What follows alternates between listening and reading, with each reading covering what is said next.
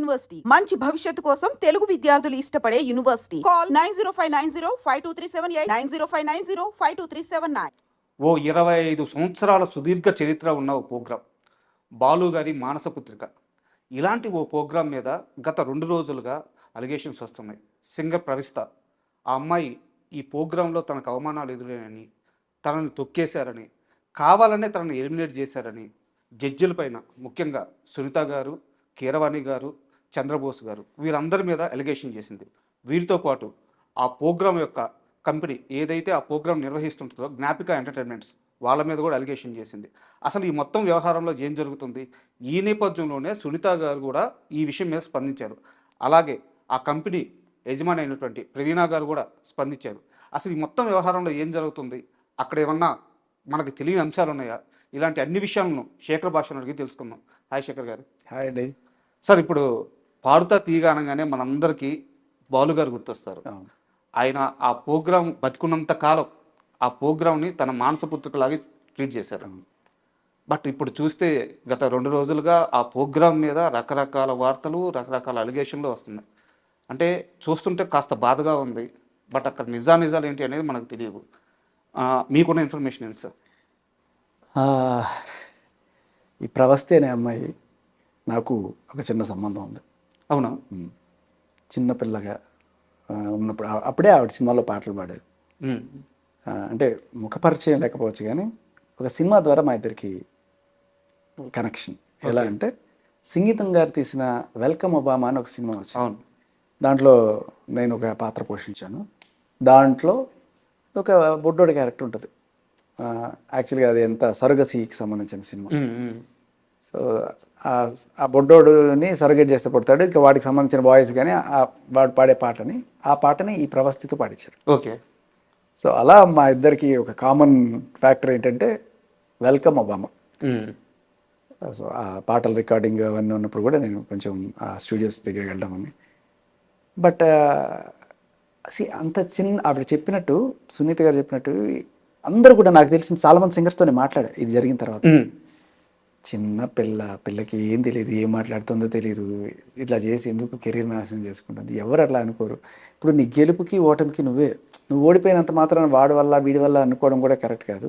So కొంచెం ఆ పిల్ల మైండ్ అప్సెట్ అవ్వడం వల్ల ఇట్లా చేస్తుంది తప్ప ఎవరు అటువంటి చేసే ఇది కూడా ఉండదు దాంట్లో. అంత అంటే నేను మాట్లాడిన సింగర్స్ అందరూ కూడా అదే ఒపీనియన్ చెప్పారు. చాలామందితో మాట్లాడాను నేను ఈ విషయంలో. ఎందుకంటే నాకు వరుస పెట్టి ఫోన్లు వస్తున్నాయి అండ్ నేను కూడా దీంట్లో క్లారిటీ తీసుకుందాం మాట్లాడే ముందని చెప్పి. సో అందరూ ఆమెను వాత్సల్యంతోనే చూశారు తప్ప ఎవరు కూడా ఇట్లా ఎక్స్పోజింగ్లు చేయమని కానీ ఇట్లా అలా అని ఉంటారు. ఏదైనా సరే ఒకవేళ ఈ డ్రెస్ బాగపోతే ఈ డ్రెస్ అని చెప్పి దాన్ని కూడా మనం ఏదైనా సరే దాన్ని ఏమంటారంటే రాజుగారి పెద్ద భార్య మంచిది అంటే రెండో భార్య చెడ్డది అన్న యాంగిల్లో చూడొచ్చు. సో ఆవిడ తీసుకునేది కరెక్ట్గా తీసుకోలేదు అన్నట్టుగానే అనిపిస్తుంది. అండ్ ఒకవేళ కనుక అటువంటివి జరిగినా కూడా అంటే లైక్ ఈ మధ్యకాలంలో టీఆర్పీల కోసం ఇటువంటివి చేస్తున్నారనే ఇవి కూడా వస్తుంటాయి. అంటే ఎక్స్పోజింగ్లు ఇవన్నీ కూడా చేస్తేనే ఎక్కువ రేటింగ్లు వస్తాయి అని. బట్ పాడుతా తీయగాకున్న audience base is completely different sir. అది ఒక ట్రెడిషనల్ ప్రోగ్రామ్గా బాలుగారు అవును మానసపుత్రికగా వచ్చిన ప్రోగ్రామ్ అది. సో అటువంటి ప్రోగ్రాం పైన ఇటువంటి నిందలు వేయడం, ఇప్పుడు నిందలు ఎవరన్నా వేయచ్చు, నువ్వు వేయచ్చు, నేను వేయచ్చు, లేకపోతే ఎవరైనా వేయచ్చు. కానీ ఏదైనా సాక్ష్యాలు చూపించకుండా నిందలేస్తేనే ఇది ప్రాబ్లం. ఆమె ఒక్క సాక్ష్యం ఏమైనా చూపించిందా? తనకు జరిగిన పరిస్థితులు ఇవన్నీ చెప్తుంది కానీ చెప్పడమే తప్ప సాక్ష్యాలు లేవు. సాక్ష్యాలు ఒక్క సాక్ష్యం కూడా లేకుండా ఇలా జరిగింది అని చెప్పడం. బట్ ఇప్పుడు వాళ్ళు సాక్ష్యాలు చూపిస్తున్నారు. ఇన్ని డ్రెస్సులు వేసింది ఈ అమ్మాయి, ఈ డ్రెస్సులన్నీ చూడండి, ఎక్కడ ఇటువంటి డ్రెస్ మేము వేయించాము అనేది కూడా వాళ్ళు చెప్తున్నారు.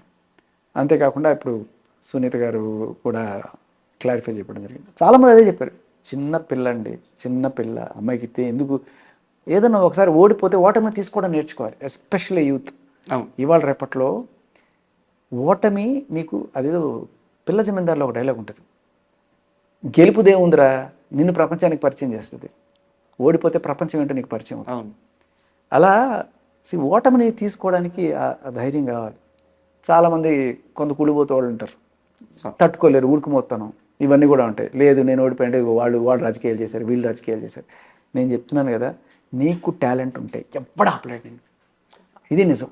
అంటే మీరు సింగర్స్తో మాట్లాడాను అని చెప్తున్నారు. అవును. చాలామంది సునీత గారు కానీ వేరే వాళ్ళు ఎవరైనా సరే ఆ అమ్మాయిని చిన్న పాపలాగే ట్రీట్ చేశారు, అవును. వాచలమే చూపించారని చెప్పి మీరు చెప్తున్నారు. బట్ సునీత గారు వీడియో రిలీజ్ చేసినప్పుడు ఆమె ఒక మాట అన్నారు, పాడుతా తీయగా అనే ఒక ప్రోగ్రాం ద్వారా ఎంతోమంది సింగర్స్ వచ్చారు, వాళ్ళందరూ ఇప్పుడు ఒక మంచి పొజిషన్లో ఉన్నారు. ఆ ప్రోగ్రాం మీద ఇలాంటి అలిగేషన్ వస్తున్నప్పుడు మీరందరూ లాభపడినప్పుడు ఎందుకమ్మా మీరందరూ బయటకు వచ్చి అక్కడ ఉండే పరిస్థితుల గురించి వివరించట్లేదు, ఎందుకు మీరు బయటికి రావట్లేదు అని చెప్పి ఒక క్వశ్చన్ రైజ్ చేశారు. నాకు ఎందుకు అది చాలా వ్యాలిడ్ అనిపించింది. చాలా మంచి మాట, చాలా మంచి మాట. ఖచ్చితంగా ప్రతి ఒక్కళ్ళు మాట్లాడాలి. బట్ నేను మాట్లాడిన సింగర్స్ని కూడా నేను అదే అడిగా, మీరు చెప్పొచ్చు కదా. అవును, నా క్వశ్చన్ కూడా అదే. మీతో చెప్పిన వాళ్ళు అవును, మీడియా ముందుకు వచ్చి కెమెరా ముందుకు వచ్చి ఎందుకు చెప్పలేకపోతున్నారు? వాళ్ళు అన్నమాట దీన్ని హైలైట్ చేయాలని అనుకోవట్లేదు మేము, ఓకే, అనవసరంగా దీన్ని పెద్ద చేయాలనుకోవట్లేదు అనేది వాళ్ళు చెప్పిన మాట. బట్ వాళ్ళు కాకపోయినా పార్టిసిపెంట్స్ చెప్పాలి. ఎందుకంటే సింగర్స్ అందరూ కూడా ఇప్పుడు ప్రస్తుతం జడ్జి స్థానాల్లోకి వచ్చిన ఫ్రెండ్స్ నాకంతా కూడా, లైక్ నా తోటి ఆర్జేలే ఇప్పుడు చాలామంది సింగర్స్ ఉన్నారు. అవును. సో అలా పార్టిసిపెంట్స్ చెప్తేనే కరెక్ట్గా ఉంటుంది.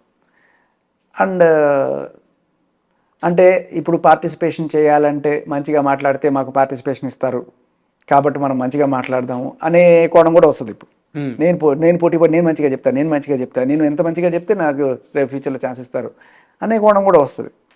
ఇప్పుడు చెప్పినా కూడా ఇలా చూసే క్రమంలో బట్ అన్నీ అక్కర్లేదు.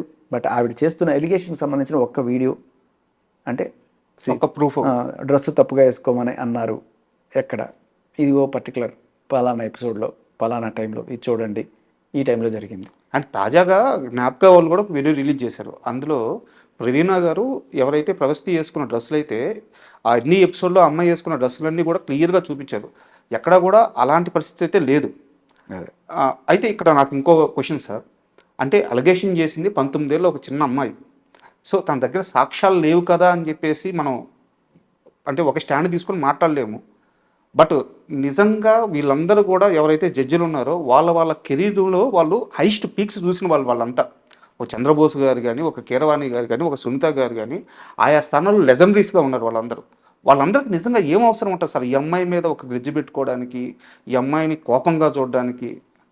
ఏముండదు. ఇప్పుడు ఒక దాంట్లో కొంతమంది గెలుస్తారు, కొంతమంది ఓడిపోతారు, కొంతమంది ఓటమిని గట్టిగా తీసుకుంటారు, కొంతమంది నేను అంటే మనకేమనిపిస్తుందంటే నేను చాలా బాగా పాడాను కదా, మనకి కాకిపిల్ల కాకి ముద్దు అన్నట్టు మన వాయిస్ మనకి ముద్దు, మన తల్లిదండ్రులకు కూడా ముద్దే, కానీ నిజం అనేది బయటకు తెలుస్తుంది. సో ఇప్పుడు ఒకటి జడ్జిసే కాదు, అక్కడ ఓటింగ్ శాతం ఇలాంటివి కూడా ఉండొచ్చేమో. సో మేబీ అందుకే పబ్లిక్ పోల్ కూడా పెట్టడం అనేది వీళ్ళకి ఒక ఇది. రేపు దాన్ని కూడా మార్పు చేశారు, దాన్ని ట్యాంపర్ చేశారని కూడా అనొచ్చు. మీ బిగ్ బాస్ మీద కూడా వచ్చింది. ఇప్పుడు ఏంటంటే బిగ్ బాస్లో ఎవరైనా సరే కంటెస్టెంట్ సింపుల్ మంచి ఎగ్జాంపుల్ గుర్తు చేశారు. బిగ్ బాస్లో ఎలిమినేట్ అయిపోయి బయటకు వచ్చిన వాడు ప్రతి ఒక్కళ్ళు కూడా అన్ఫెయిర్ ఎలిమినేషన్ అని అంటారు. నాది ఫెయిర్ ఎలిమినేషనే, నేను లేకపోతే నా అంతటి నేనుగా వచ్చేసానో లేకపోతే ఓపెన్గా చెప్పేవాళ్ళు తక్కువ మంది ఉంటారు. ఎస్పెషల్లీ వాళ్ళ ఫ్యాన్స్ అయితే అసలు ఒప్పుకోరు. అరే ఎంత బాగా ఆడేవారు, నువ్వెంత బాగా ఆడేవారు అని. వాళ్ళ పేరెంట్స్ అయితే అసలు ఒప్పుకోరు. అరే నా కూతురు ఎంత చక్కగా ఆడితే దాన్ని ఎలిమినేట్ చేస్తారా మీకు అది అని చెప్పి. ఇంకా ఓటింగ్లు చెప్పినా లేదు అదంతా ఓటింగ్లు అంతా అబద్ధం. నాకు తెలిసి బిగ్ బాస్లో ఓటింగ్లో అబద్ధాలు అనేవి లేవు. ఓకే, మనం అది దాన్ని జెన్యున్గానే తీసుకోవాలి. సరే ఓటింగు వీళ్ళ పిఆర్లు పెట్టుకొని కొంతమంది బలంగా చేయొచ్చు, అలాంటివి ఏమైనా ఉండొచ్చు తప్ప బిగ్ బాస్కు ఫైనల్గా వచ్చే ఓటింగ్ ఎంత పిఆర్లు పెట్టి ఏం చేసినా ఫైనల్గా జనాల ఒపీనియనే అక్కడ రిఫ్లెక్ట్ అవుతుంది. ఎందుకంటే మనం చూస్తుంటే చాలామంది ఈ బిగ్ బాస్ రివ్యూవర్స్ ముందుగానే ఇది చేసి చెప్తుంటారు. వాళ్ళకి చెప్పిన దానికి తగ్గట్టుగానే అక్కడ ఆల్మోస్ట్ కొంచెం అటు ఇటుగా ఓటింగ్లు ఉంటూనే ఉంటాయి. ఏదైనా నీకు టాలెంట్ ఉండి నీకు దమ్ము ఉంటే ఎవ్వడు ఆపలేడు అనేది నిజం. ఇప్పుడు నిజంగా నేను అద్భుతంగా పెర్ఫామ్ చేస్తున్నాను అనుకోండి, నన్ను ఉండించుకుంటేనే కదా వాళ్ళకి రేటింగు. అవును, అంతే కదా. ఎవడైనా సరే నువ్వు బాగా పెర్ఫామ్ చేస్తున్నా కూడా నేను పక్కకు తోసేసి నా రేటింగ్ నేను ఎందుకు కూర్చుని కొమ్మని ఎవడు నరుక్కుంటాడు. అవును, చాలా సింపుల్ ఎగ్జాంపుల్.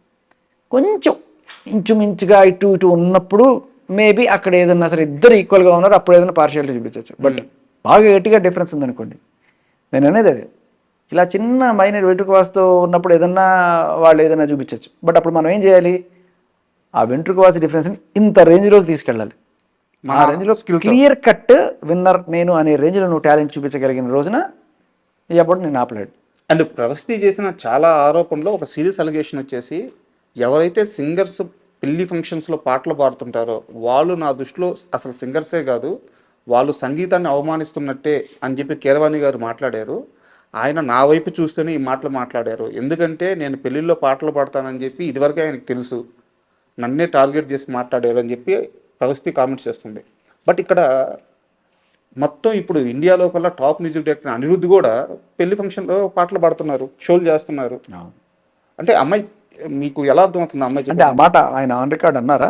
నేను చూడలేదు బేసికల్లీ. అమ్మాయి అన్నారని చెప్పి అమ్మాయి చెప్తుంది. మేబీ చూడాలి, మనం వీడియో చూడాలి. అంటే మేబీ ఇది కూడా ఉండొచ్చు. మీరు గెస్ట్గా వెళ్ళి పాడడం వేరు, లేకపోతే ఇదే మీ హాబీ, ఐ మీన్ ప్రొఫెషన్ చేసుకొని పాడడం కూడా వేరు. ఎవరి అవసరాలు వాళ్ళకుంటాయి. పెళ్లిలో ఆయన చెప్పింది ఏంటంటే అది నా వ్యక్తిగత అభిప్రాయం అని మాత్రం చెప్పారు ఆయన. మేబీ అంటే కీరవాణి గారు బాహుబలి లాంటి బ్లాక్ బస్టర్స్ అందించారు, ఆయన కెరీర్కి ఏమి డోకాలేదు. అండ్ అలాగే పెద్ద పెద్ద సింగర్స్ ఉన్నారు, సునీత్ గారు లాంటి వాళ్ళు, వాళ్ళ కెరీర్స్కి ఏమి డోకాలేదు. శ్రేయా ఘోషల్ లేకపోతే చిత్ర గారు, వాళ్ళ కెరీర్కి ఏంటి, అందరికీ ఛాన్సులు రావు. సరే, కొంతమంది ఛాన్సులు రాక పెళ్ళిళ్ళలోనో దేంట్లో పాడుకుంటుంటారు. సో వాళ్ళని వాళ్ళ అంటే అవకాశము అదృష్టము లేనంత మాత్రాన, ఒకవేళ పెళ్లిలో పాడినంత మాత్రాన వాళ్ళకి ఏదో అవసరం కొద్దీ వాడుతున్నారు. దాన్ని మనం తప్పుగా చూడాల్సిన అవసరం లేదు. నా ఒపీనియన్ అయితే కీరవాణి గారితో నేను విభేదిస్తాను ఈ విషయంలో. ఆయన చెప్పింది కూడా ఇది అందరికీ వర్తించాలని లేదు, ఇది నా వ్యక్తిగత అభిప్రాయం అని మాత్రమే చెప్పారు ఆయన. బట్ ఈ అమ్మాయి ఏంటంటే దాన్ని సీరియస్గా తీసుకుని అది కూడా ఒక అలిగేషన్గా చెప్పింది అనమాట. అది నాకు కొంచెం అభ్యంతరకరంగానే ఉంది ఆ స్టేట్మెంట్. ఆయన వ్యక్తిగత అభిప్రాయం అయినా ఏదైనా కూడా పెళ్ళిళ్ళలో పాడుకున్నంత మాత్రాన వాళ్ళు గొప్ప సింగర్లు కాలేకపోరు అనేదేం లేదు. సో వాళ్ళకి అదృష్టం కలిసి రావాలి, అవకాశం కరెక్ట్గా రావాలి, అంతే. రెస్ట్ ఈస్ లైక్ మనం జడ్జి చేయలేం. చాలామంది పెళ్ళిళ్ళలో అద్భుతంగా పాడిన వాళ్ళు మట్టిలో మాణిక్యాలంటారు, అంతెందుకు. మేబీ ఇదే కీరవాణి గారు ఏదైనా పెళ్ళికి వెళ్ళినప్పుడు ఇలాగే ఒక అమ్మాయి స్టేజ్ మీద పాడుతుంటే ఇంత అద్భుతంగా పాడిందని ఆయనే ముచ్చటపడి మేబీ ఆయనే సింగర్గా ఛాన్స్ ఇస్తారేమో. పాడినంత మాత్రాన, సో పెళ్లిలో పాడినంత మాత్రాన తక్కువ అని కూడా కాదు నా ఉద్దేశం. అది ఇప్పుడు భరతనాట్యాన్ని మీరు తీసుకెళ్ళి ఏ పబ్బుల్లోనో లేకపోతే ఇలా అందరూ బంధు తాగేసిన చోట అలా చేశారనుకోండి, అది కొంచెం చిన్న చూపు. అండ్ మేబీ ఆయన ఉద్దేశం ఏమైండొచ్చు నేను చెప్పనా, పెళ్ళిళ్ళు అంటే పద్ధతిగా జరిగే పెళ్ళిళ్ళు అన్నీ కూడా ఒక రకం, అలా కాకుండా పెళ్ళిళ్ళు అయిపోయిన తర్వాత ఆఫ్టర్ పార్టీలు ఉంటాయి, సంగీతం అందరూ తాగుతూ ఉంటారు, వాళ్ళు తాగేసి ఇలా.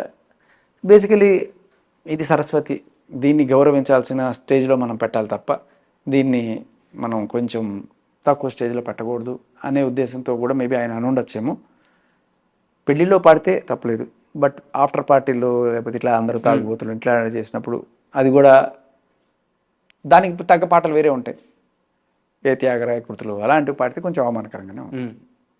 అండ్ ఏది అంటే సమయం సందర్భానికి తగ్గట్టుగానే పాట ఉండాలి. అవును, అల్టిమేట్గా మ్యూజిక్ అనేది సరస్వతి అంతే. సో దాన్ని ఖచ్చితంగా ఏ ప్లాట్ఫామ్ అయినా ఎక్కడన్నా సరే దాన్ని గౌరవించుకోవాల్సిన అవసరం అయితే ఉంది. అంటే అట్లా అని కాదు, ఇప్పుడు దాంట్లో ఐటమ్ సాంగ్లు ఉంటాయి, వాటిని మన సరస్వతి అనలేము కదా. సో ఇప్పుడు సపోజ్ అటువంటి ఇష్టపడే వాళ్ళు ఉంటారు.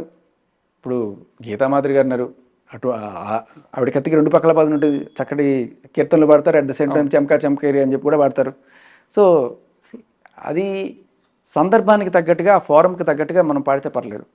నువ్వు ఇటువంటి చోట త్యాగరాయ కృతులు పాడడం అనేది కూడా అవమానించినట్టే ఉంటుంది. అండ్ ప్రవస్తి చేసిన ఆరోపణలో ఇంకోటి బలమైంది ఏంటంటే, సింగర్స్ అంటే సింగర్స్ అనే కాదు, కంటెస్టెంట్స్ ఎవరైనా సరే అంటే ఇలాంటి షోల్లో ముందుగానే ఎవరు ఎలిమినేట్ అవ్వాలని నిర్ణయించేసి ప్రోగ్రామ్ని ప్లాన్ చేస్తారు అని చెప్పి అమ్మాయి ఒక అలిగేషన్ రైజ్ చేసింది అనమాట. మీకు చాలామంది సింగర్స్తో పరిచయం ఉంది, వాళ్ళందరూ మీకు సన్నిహితులు, స్నేహితులు కూడా. మీకు ఎప్పుడైనా ఇలాంటిది ఎదురైందా? Absolutely not. మీరు యాజ్ ఇట్ ఈస్గా చెప్పిందే చాలామంది బిగ్ బాస్లో కూడా అనుకుంటారు. ముందుగానే డిసైడ్ చేసేస్తారు, చూడు నెక్స్ట్ వీక్ వీడు వెళ్ళిపోతారు, చూడు నెక్స్ట్ వీక్ వాడు వెళ్ళిపోతారు. Absolutely not. ఎప్పుడు ఏమైనా జరగచ్చు. లాస్ట్ మినిట్లో కూడా నిజంగా నీకు అంత టాలెంట్ ఉంది అంటే నిన్ను పంపించేద్దాం అనుకునేవాడు కూడా, ఒరే నేను తప్పు చేస్తున్నాను, ఈవిడ ఉండాల్సిన అమ్మాయి అనుకునే రేంజ్లో కదా మన పెర్ఫార్మెన్స్ ఉండాలి. సో ఖచ్చితంగా కాదు, ఒకవేళ అనుకున్న వాళ్ళ నోర్లు కూడా మూవ్ ఇచ్చే రేంజ్లో ఉండాలి నీ టాలెంటే నీ ఐడెంటిటీ. అండ్ ఇలాంటి షోల్లో మామూలుగా మనకి స్ట్రీమ్ అయ్యేది వచ్చేసి ఒక ఛానల్లో స్ట్రీమ్ అవుతుంటుంది. బట్ వీటికి బ్యాక్ అండ్ లైన్ వచ్చేసి ఏంటంటే ఒక ప్రొడక్షన్ హౌస్ వర్క్ చేస్తూ ఉంటుంది. అవును. ఈ వర్క్ స్ట్రక్చర్ ఎలా ఉంటుంది సార్? అంటే చాలా మందికి ఏంటంటే ఈనాడులో టెలికాస్ట్ అవుతుంది, బట్ ఈ జ్ఞాపిక ఎవరు, వీళ్ళ రిస్ట్రిక్షన్స్ ఏంటి, ఈ వర్క్ సినారియో అంతా అర్థం కావట్లేదు. అదేముండదు. ఈనాడు వాళ్ళు ఒక స్లాట్ ఇస్తారు, వీళ్ళు కొనుక్కుంటారు. సో వాళ్ళు ప్రొడ్యూస్ చేస్తారు, దాన్ని వాళ్ళకి ఇస్తారు, ఎపిసోడ్ వాళ్ళు వేసుకుంటారు. వాళ్ళ రెస్ట్రిక్షన్స్ వాళ్ళకు ఉంటాయి, వాళ్ళ గైడ్ లైన్స్ వీళ్ళ గైడ్ లైన్స్ వీళ్ళే, అంతే. సో వాళ్ళిద్దరు కొలాబరేట్ చేసే ప్రోగ్రామ్ అంతే, ఏదైనా అంతే. ఇప్పుడు జబర్దస్త్ ఉంది, మళ్ళీ వాళ్ళు చేస్తారు, మళ్ళీ కదా థింక్. సో వాళ్ళు చేస్తారు, రికార్డ్ చేస్తారు, వాళ్ళకి ఇస్తారు, వాళ్ళు వేసుకుంటారు. సో ఏంటంటే ఒకప్పుడు వాళ్ళే ఛానల్ వాళ్ళే చేసేవాళ్ళు, ఇప్పుడు ఏంటంటే అవుట్ సోర్స్ చేయడం అంటారు దీన్ని. సో వాళ్ళు తీసుకుంటారు, స్లాట్ తీసుకుంటారు. సీరియల్ అయితే ఒక 13 ఎపిసోడ్లు ముందుగానే చేసి ఇచ్చేసేయాలి, అలా స్టార్ట్ చేస్తారు. బాగుంది అనుకుంటే ఇంకా రెగ్యులర్గా ఇస్తూ ఉంటారు. ఇవే production houses. So TV channel production house, ఆ ప్రొడక్షన్ హౌస్ నడిపిస్తారు. అదొక హైరార్కీ లాగా అలా అంతే.